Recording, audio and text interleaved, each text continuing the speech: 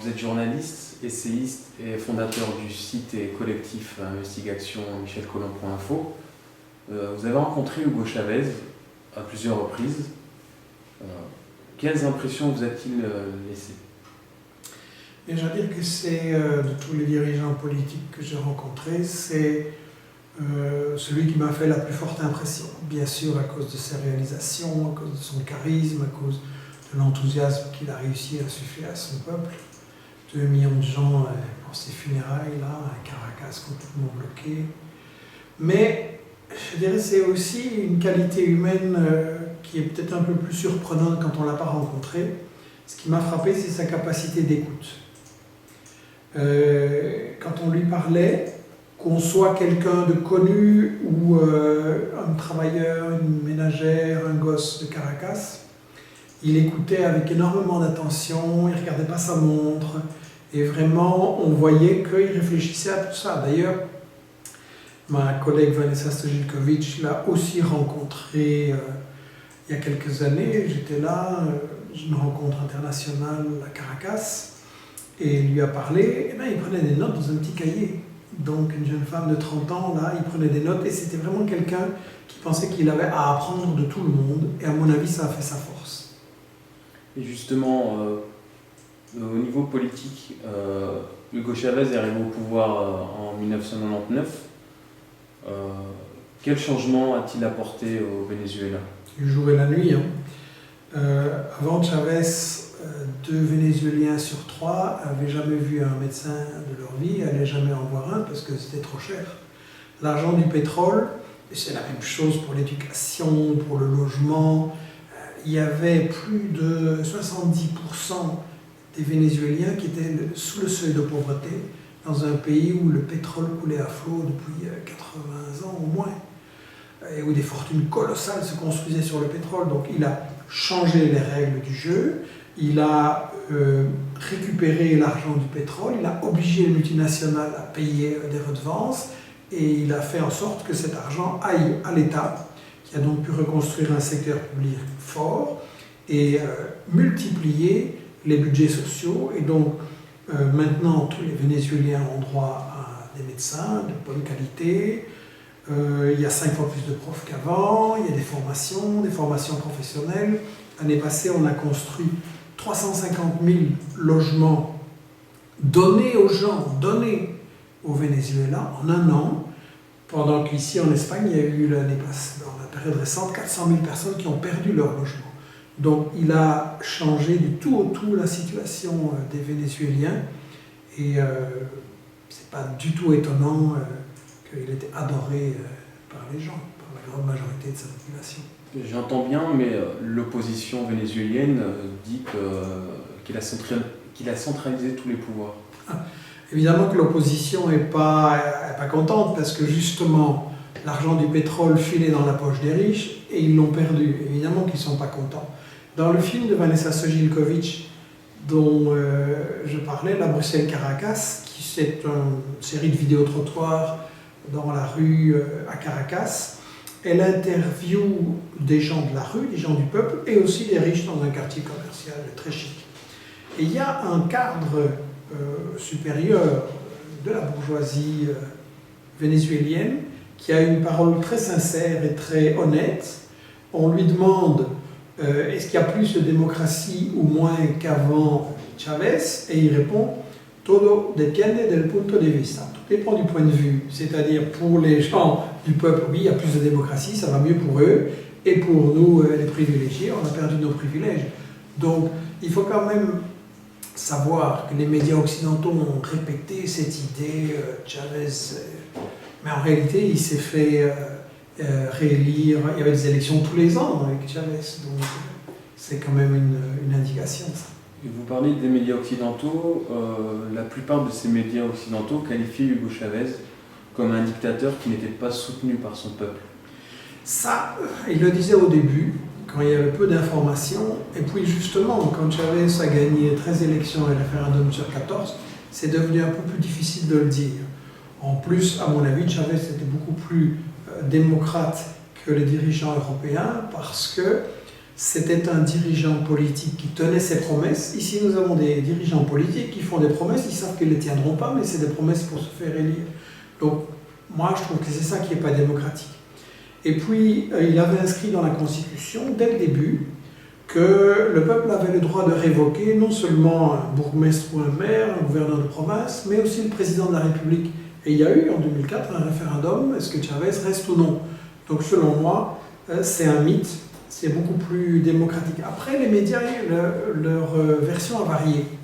C'est plutôt devenu, oui, bon, ça va, les élections sont correctes, les gens votent pour lui, mais c'est un populiste. Il flatte les gens et il promet des choses irréalistes.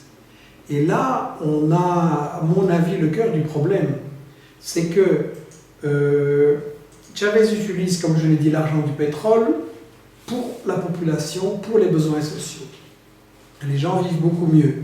Ici, l'argent des richesses, l'argent des ressources naturelles, l'argent du travail des gens, il part dans la poche d'une élite et les gens vivent de plus en plus mal. Donc, je crois que ça explique cette hostilité des médias par rapport à Chavez, c'est qu'on a des médias qui sont extrêmement liés au pouvoir économique et au pouvoir politique, et donc, ils n'ont pas envie que ça se sache, que oui, il y a une alternative, que oui, on peut faire autre chose que ce que nous disent la Banque mondiale, le FMI, la Troïka de l'Union européenne et tous les experts économiques du capitalisme. Justement, vous nous dites que les médias ont replacé le curseur, néanmoins il est toujours diabolisé, ne serait-ce que par rapport à la politique internationale, on pointe tout le temps ses soutiens avec Kadhafi, avec Ahmadinejad, son soutien à Bachar el-Assad. Quel est votre avis là-dessus? Premièrement, c'est pas des soutiens, il faut voir. Ce qui se passe en réalité, c'est que nous sommes dans un monde dominé par les États-Unis et leurs alliés, l'Union européenne, qui font la guerre à peu près tous les ans contre les pays qui leur résistent. Et ils font la guerre contre des pays, ils assassinent des chefs d'État, que ceux-ci soient démocrates ou pas. C'est pas ça le problème. Je veux dire, il y a eu des coups d'État contre Chavez au Venezuela, contre Evo Morales en Bolivie, contre Correa en Équateur. Ils ont échoué. Il y a eu un coup d'État qui a réussi au Honduras. Il y a des dictateurs dans toute l'Afrique et dans le monde arabe, au Moyen-Orient, qui sont soutenus, financés, armés, protégés par les États-Unis et par l'Europe. Donc, le problème, ce n'est pas la démocratie. Après, évidemment, selon moi, Chavez ou Evo Morales, c'est beaucoup plus démocratique et c'est clair que c'est ça que je souhaite et pas un dictateur. Quand il s'agit, je pense qu'on est beaucoup plus fort pour résister à l'Empire quand on mobilise sa population, quand on applique et quand on améliore la démocratie. Donc voilà, je pense que c'est une diabolisation, comme je l'ai dit, parce que Chavez montre qu'il n'y a pas une fatalité, qu'on peut échapper à la logique néolibérale du capitalisme, qu'on peut redistribuer les richesses et qu'il y a très bien moyen de faire exactement le contraire de ce qu'on nous dit qu'il faut faire ici en Europe. Et ça marche. Je veux dire, nous, on est en crise économique, on dit qu'il n'y a pas moyen d'en sortir. On va serrer la ceinture des gens, ce qui est idiot. Comment ils vont consommer, comment ils vont acheter, il faudrait faire le contraire. Évidemment, on nous dit que les gens doivent se serrer la ceinture parce que le 1% qui dirige l'économie veut gagner toujours plus pour gagner la concurrence par rapport aux autres multinationales. Donc on est dans une logique infernale. Chavez montre qu'on peut échapper à cette logique infernale, alors il devait être diabolisé. Et pour en revenir aux médias, on a souvent entendu que Chavez muselait les médias vénézuéliens. Est-ce qu'il y a une censure des médias au Venezuela? Ça, c'est effectivement un thème favori, peut-être le plus fort, de l'attaque des médias occidentaux contre Chavez. Ça a commencé avec l'affaire RCTV, où on a dit qu'il ferme les télévisions qui le critiquent. C'est pas vrai. Au Venezuela, les télévisions privées, elles ont au moins 10 fois plus d'audience que les télévisions d'État. Au niveau des quotidiens, les deux principaux quotidiens, ils appelaient à renverser Chavez quasiment tous les jours. Donc, ce qui s'est passé, c'est qu'il y a une chaîne de télévision, RCTV, qui n'a pas vu sa concession renouvelée, chose qui est arrivée en France récemment, qui arrive dans tous les pays du monde, les concessions sont données pour 20 ans. Et la chaîne en question, elle avait commis au fil des années environ 600 infractions à la législation, mais des infractions graves. Je veux dire des publicités honteuses pour les enfants, des appels à la violence, vraiment des infractions très graves. Elle n'avait jamais voulu mener des corrections. Je pense que cette télévision-là, elle aurait non seulement, on ne lui aurait pas renouvelé sa concession pour, je veux dire, pour la diffusion générale, hein, elle est toujours existante par le câble. Mais donc non seulement on l'aurait pas renouvelé sa concession, mais si ça avait été en France ou en Belgique, on l'aurait interrompu depuis longtemps. Et sur un aspect plus économique, certains analystes critiquent la politique de Chavez, qui selon eux n'est portée que sur la rente pétrolière. Quel est votre regard là-dessus? Ça c'est rigolo comme critique parce qu'en réalité, faire dépendre du pétrole, c'est exactement ce qu'ils faisaient avant Chavez par les gouvernements qui étaient adorés sans problème par l'Europe et les États-Unis. C'est ce que Chavez justement a essayé de changer et est en train de changer, mais ça ne se fait pas facilement. Et pour dire une chose, c'est justement la Banque mondiale et le FMI qui disent en général aux pays d'Afrique, du Moyen-Orient, d'Amérique latine, vous devez vous spécialiser dans telle ou telle matière. C'est donc justement ce qu'on lui reproche, c'est en réalité ce que nos dirigeants font. Et Chavez, il a essayé d'échapper à ça, justement en utilisant l'argent du pétrole pour développer une industrie, une vraie économie. Vous savez, il y avait des usines, différentes usines dans les années 70 et 80 au Venezuela. Et avant Chavez, elles ont été fermées par la bourgeoisie vénézuélienne qui voulait gagner plus d'argent en plaçant ses capitaux dans la spéculation, ou des multinationales étrangères qui ont décidé ça ne rapporte pas assez, ils les ont fermées. Et Chavez, lui, s'est battu pour les rouvrir. L'argent du pétrole était aussi utilisé pour aider les coopératives à donner du boulot aux gens, toutes sortes de coopératives, très petites, 5-6 personnes, une centaine, avec des résultats pas toujours excellents. C'est un peu compliqué justement de faire diversifier et renouveler une économie qui a été habituée pendant 5 siècles à être une économie coloniale et pendant un siècle à une économie où le pétrole résout tous les problèmes. Donc c'est pas facile, il a essayé. Et pour vous donner une idée, l'agriculture au Venezuela, les terres avaient été complètement désertées sous les gouvernements qui ont précédé Chavez. Et lui, il a fait toute une série de mesures pour inciter les gens à retourner à la campagne. Mais c'est pas facile. Je veux dire, vous allez à la ville et vous dites à des gens, voilà, il faudrait retourner travailler la terre. C'est pas évident, c'est pas quelque chose que vous réalisez comme ça facilement. Et maintenant qu'Hugo Chavez est décédé, quel sera l'avenir de la révolution bolivarienne? Ah, c'est bien la question que tout le monde se pose. Le poids de Chavez, son courage, toute l'initiative qu'il a prise au début, son charisme, son intelligence politique, c'est clair que c'est une perte importante. Maintenant, le mythe des médias occidentaux que la révolution c'était Chavez, rien de plus, un populiste un peu autoritaire et tout ça, ça résiste pas à l'analyse des faits. Je veux dire, quand on va voir au Venezuela, il y a une chose qui frappe, c'est que les gens sont très politisés, ils discutent, ils sont très concernés, ils connaissent beaucoup la situation, beaucoup mieux qu'ici. Si vous faites si vous faites un vidéo-trottoir à Bruxelles, à Paris ou à Caracas, vous allez voir que là-bas, les gens sont beaucoup mieux informés et au courant de la politique. Et je crois que c'est grâce à Chavez aussi, parce qu'il n'a justement pas voulu faire l'exercice du pouvoir en solitaire. Bon, c'était centralisé, ça, il ne faut pas le cacher. Il est clair que la politique, c'était lui qui l'impulsait. Mais tout le travail a été aussi pour que les gens se mobilisent, pour créer des consejos comunales, donc des comités de base dans les quartiers, où les gens s'occupaient des décisions, contrôlaient, faisaient des propositions, se politisaient. Et je crois que maintenant, dans les rues de Caracas, on a défilé en disant « Todos somos Chavez », nous sommes tous Chavez. Et je pense que ce peuple va vraiment vouloir... Il sait ce qu'il a gagné, il sait ce qu'il a à perdre, je pense qu'il va vouloir continuer. Et je voudrais revenir sur l'opposition.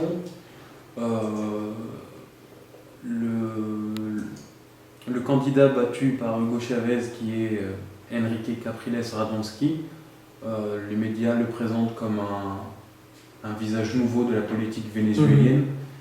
Oui, on a même dit qu'il était un peu centre-gauche, qu'il ne voulait pas revenir sur les réformes sociales de Chavez. C'est vraiment du lavage de cerveau. Ce type, en fait, c'est un descendant d'une des familles les plus riches au Venezuela, déjà. Il a reçu, pour fonder son parti, qui est d'extrême droite et pas du tout de centre-gauche, il a reçu énormément de l'argent de la CIA. Il était en relation étroite tout le temps avec l'ambassadeur des États-Unis, qui fait vraiment de la subversion à Caracas. Quand il y a eu le coup d'État en 2002, il était dans le coup d'État, il était maire d'une petite commune là où se trouvait l'ambassade cubaine. Il est parti à l'assaut de l'ambassade cubaine, violant toutes les lois du droit international pour expulser les gens, les menacer, etc. Donc c'est un vrai putschiste, c'est un type d'extrême droite. Son programme, quand on le lit, ce que les médias occidentaux n'ont pas fait, son programme c'est l'annulation de toutes les conquêtes sociales, publiques, politiques de Chavez. C'est un programme complètement aligné sur les États-Unis, sur Israël aussi d'ailleurs. Pourtant son discours, il dit qu'il est le gouverneur de la ville de Miranda, et il dit qu'il ne va pas annuler mais les promesses électorales, ça coûte pas cher. Mais quand vous lisez son programme, qui est le programme de la MUT, il y a un très bon livre d'un Français qui vit à Caracas, Romain Migus, qui a analysé ce programme. C'est écrit noir sur blanc, qui va revenir sur toutes les grandes réformes de Chavez. On a publié un article avec toutes les preuves de ça sur notre site Investigation. Donc, il ne faut pas me croire sur parole, mais ce que je dis toujours, vérifiez par vous-même et allez lire le texte vraiment. Vous savez, les paroles que vous lancez dans un meeting, c'est facile, c'est le jeu habituel pour faire des voix. Mais il faut aller regarder le programme, et c'est dit noir sur blanc qui va annuler toutes les réformes de Chavez. Et justement, comment voyez-vous les élections qui vont se tenir dans moins d'un mois ? Je pense que ça va être une grande bataille, ça va être une grande mobilisation des deux côtés. Il y a en général, notamment à cause de l'influence de la télévision privée, c'est en général du 60-40 de façon stable depuis 14 ans. Donc c'est clair qu'avec la perte du dirigeant charismatique, ça peut causer un problème. Je crois aussi que l'émotion et le soutien, j'ai l'impression que le chavisme va gagner les élections. Mais il faut savoir aussi que les États-Unis mettent des dizaines de millions de dollars et même plus pour soutenir les partis d'opposition, les politiciens, les médias, pour manipuler l'opinion. Ils vont mettre le paquet pour essayer de se débarrasser de la révolution au Venezuela, qui concerne aussi, bien sûr, la Bolivie, l'Équateur. Les États-Unis n'ont jamais accepté qu'il n'était plus le patron, le parrain de l'Amérique latine. Et justement, vous avez écrit les 7 péchés d'Hugo Chavez. Pensez-vous que la portée de Chavez ne se limite qu'au Venezuela ? Non, pas du tout. Je l'ai écrit justement, ce livre, parce que je pense que, évidemment, chaque situation d'un pays est spécifique, on ne peut pas copier. Mais je pense qu'il y a des enseignements très importants à tirer. Je pense à l'Afrique, où les matières premières sont volées par les multinationales et les gens crèvent de faim. Il n'y a pas de profs, il n'y a pas de médecins. Les mamans ne peuvent pas allaiter leurs enfants, elles meurent en couche, la natalité est terrible, il y a vraiment un très grand problème de pauvreté et de dépendance des multinationales. Et donc, je crois qu'il faudrait 1, 2, 3, 10 Chavez africains pour que les ressources naturelles, le travail des gens, profitent enfin à la population pour échapper à la pauvreté. Et bien entendu, la même chose dans le monde arabe, où le pétrole est confisqué par des cheikhs et des émirs qui se commandent une centaine de Rolls-Royce et de Ferrari, qui vivent dans un luxe indécent, et alors que le monde arabe a absolument besoin de l'argent du pétrole. Je veux dire, l'ensemble du monde arabe a besoin de l'argent du pétrole pour échapper à la pauvreté. Et je dirais même que Chavez, il y a des leçons importantes pour nous en Europe, parce qu'en Europe, on nous dit qu'il n'y a pas d'alternative, c'est l'austérité, enfin, ce qu'ils appellent l'austérité, c'est-à-dire en fait le recul social pour que les 99% donnent encore plus aux 1%, il n'y a pas d'issue. Chavez montre qu'on peut faire le contraire et que ça marche. Et donc, je crois que c'est très important qu'on considère Chavez comme une expérience intéressante pour l'ensemble des peuples dans le monde, pour que l'humanité puisse échapper à la pauvreté, à la misère et à tous les conflits, les agressions et les guerres qui en découlent.